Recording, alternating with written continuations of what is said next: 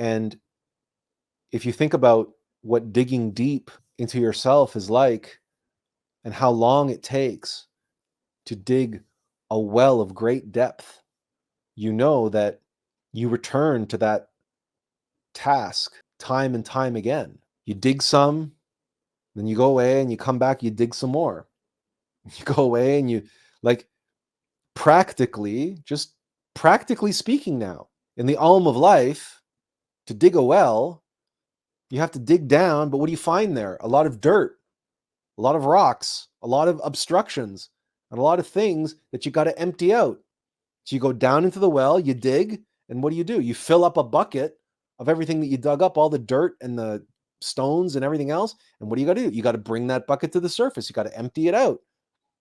And you go back in and you go back down into the bottom of the well. This analogy is proving more fruitful than even we could have imagined. Because now we can go all the way back talking about the alm of life and the spiral nature of that, and going down into your subconscious mind and dealing with the dirt that you find down there. And you got to clear that out. You got to dig a well. And it's like Jung said, it's like the knowledge we need is in the shadow. It's in the underworld.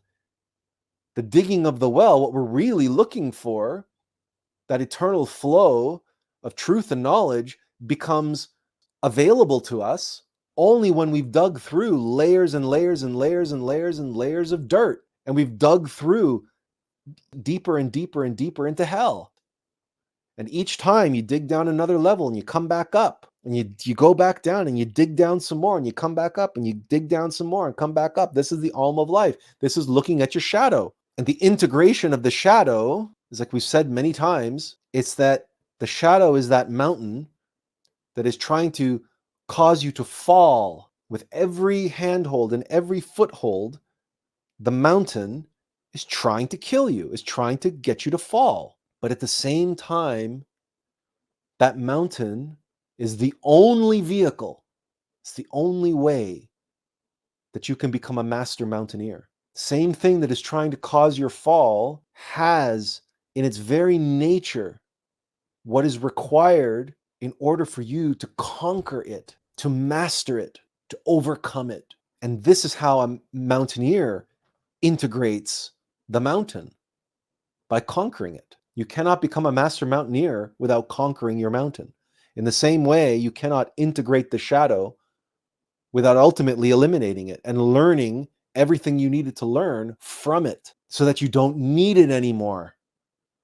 Why would you need that which has already given you all that it could and all that you needed from it? This is why the digging of the well means you have to dig into the earth. Fine. This is just the nature of a well.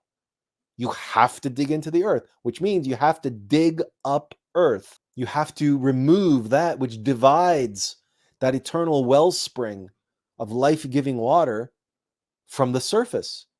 You got to get to it, and you got to get to all these layers of your subconscious mind, all these layers of the filth, of the dirt, of the grime, the mechanicity, the physicality that is preventing you, that is separating you. So we use meditation to do this. We use self-observation and all of the arduous turmoils of life, the struggles, the tests, the trials, the ordeals, the obstacles, the suffering, in other words. But now, when we said 2 weeks ago that suffering can inspire and unite, to be in spirit, to be down in that hole, in that well, digging in the dirt with your focused attention, all of your consciousness, all of your tools, down there with a rope and a bucket.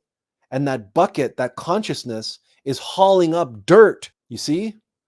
And the apparatus at the top, you can build that while you're digging your well, and you're using the apparatus to haul up the dirt. Your rational mind can serve.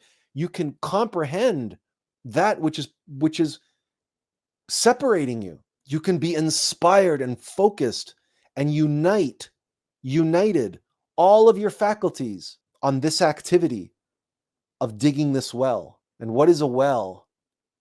Do you know what a spire is? The spire of a church or of a castle, those towers are spires. A well is nothing but a spire in the earth. You're digging a tower down into the earth, into the very depths of yourself, of your being, to be inspired, to be in it, seeking that breakthrough, seeking that flow that you know is in there. Like we knew when we were 5 years old, when we closed our eyes, and we knew that there was something in there.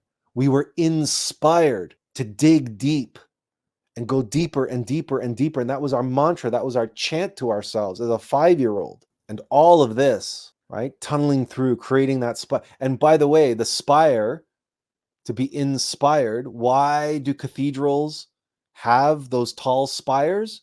Why? Because, of course, because they reach up into the heavens. To be inspired, to reach up into the heavens. But we all know that the supernal worlds are inside. They're not outside. They're not up in the sky. They're inside. They're in our earth. So to really be inspired, to really reach the eternal source, the eternal flow of that life-giving, life-affirming waters of life, we go within and we dig deep within ourselves.